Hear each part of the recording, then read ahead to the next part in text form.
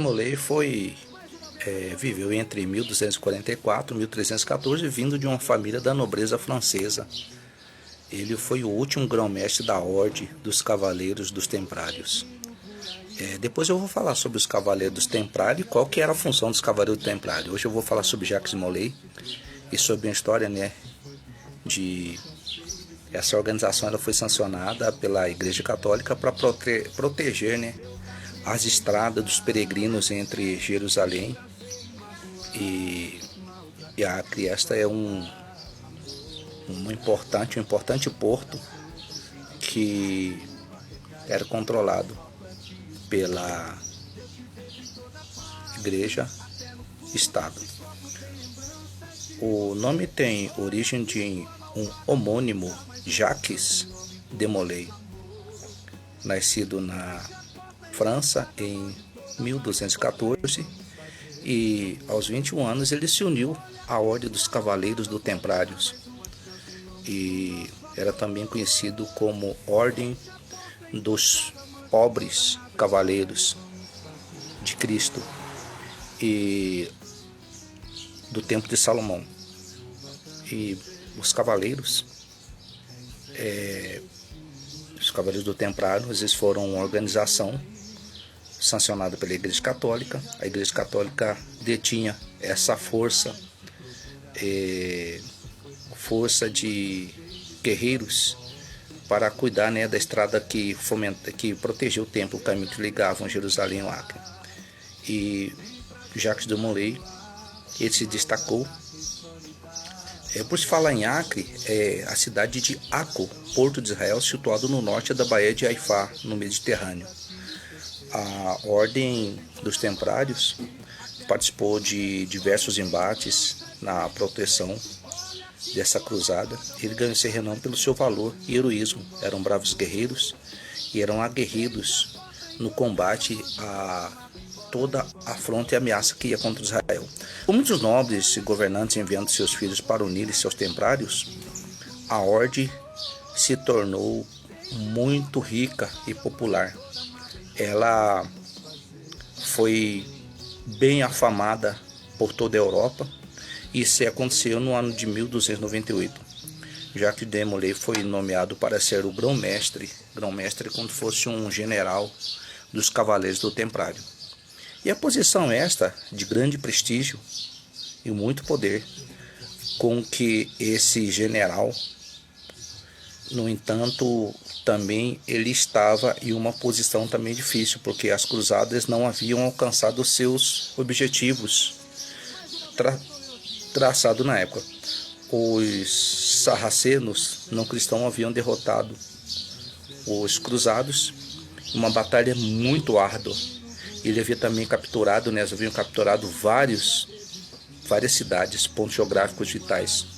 Os Cavaleiros dos Templários, os Hospitaleiros e outras forças da Ordem dos Cavaleiros, eles foram os únicos dos grupos remanescentes do confronto. E com isso, os sarracenos, eles fizeram, com que essa derrota fosse triste para os templários. Decidiram por reorganizar e recuperar suas forças, e eles viajaram para a ilha de Chipre, esperando o suporte popular, o apoio do rei, para uma nova cruzada, um novo embate, para que eles possam voltar para as suas bases. Todavia, ao invés do suporte popular esperado, os templários atraíram a atenção dos poderosos, os governantes, muitos interessados nas riquezas e também no poder da ordem. E em 1305, Felipe, rei da França, passou a dedicar-se a obter o controle, sempre ele queria obter controle sobre os cavaleiros dos templários. Até então eles haviam sido controlados somente pela igreja, mas o império, para prevenir de um aumento do poder clerical, Felipe decidiu assumir o controle sobre essa ordem, que era a Ordem dos Cavaleiros. No ano de 1307, assistiu o início da perseguição aos templários. Jacques de Molay juntamente com centenas de outros cavaleiros, guerreiros, aguerridos, foram presos e foram atirados nas masmorras, tudo por questão de interesse de poder. Por 7 anos eles sofreram torturas e padeceram também nas condições desumanas do cárcere. Como os cavaleiros do Templário não se acabavam, o rei conseguiu forçar o Papa Clemente a condenar os cavaleiros. Suas riquezas, suas propriedades foram todas confiscadas pela coroa e foram dadas aos partidários de Filipe. Nada que se difere hoje de alguns governos na atualidade. Durante anos de tortura, Jacques de Molay continuou leal aos seus companheiros, aos cavaleiros, e Jacques de Molay foi o último grão-mestre da Ordem dos Cavaleiros.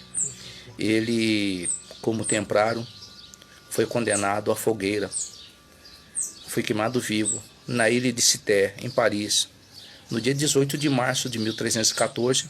O local da execução fica próximo às escadarias de Pont-Neuf, de frente para as árvores da ponta da ilha. E a execução foi ordenada pelo rei Filipe o Belo e pelo Papa Clemente V. No contexto do processo contra os templários, a condenação foi resultado de um julgamento especial, em que o tribunal se baseou numa confissão forjada de que Jacques de Molay desmentiu posteriormente. A negação dessa confissão era punível com a morte, ou seja, foi tudo premeditado. Jacques de Molay, um exemplo de superação, um exemplo de fé e um exemplo também de fidelidade, lealdade, pois ele recusou trair os seus companheiros de cruzadas e revelar a localização das riquezas da ordem e outras questões pertinentes ao segredo dos cavaleiros. Ele recusou também revelar a localização de onde estavam sendo empenhado a nova força para que retornasse ao campo de batalha. De Molay foi julgado por um tribunal forjado, onde, com a evidência da corte, basearam numa confissão não verdadeira. E essa confissão supostamente foi assinada por ele, que posteriormente ele negou. Jacques de Molay repudiou a sua confissão e questionou, argumentou, e mais uma vez, uma autoridade, alguém é condenado à fogueira por suas verdades. Outro cavaleiro, Guy Auvergne, assim mesmo que repudiou a sua própria confissão, foram ao lado de Molay, juntamente condenado. O rei Filipe ordenou que ambos fossem queimados vivos naquele mesmo dia. E apesar de tudo, desse sofrimento, de Molay nunca renegou a sua fé, nunca traiu suas convicções, nunca traiu a lealdade ao empenho da causa que ele havia feito o juramento, considerado um grande exemplo de honra e lealdade.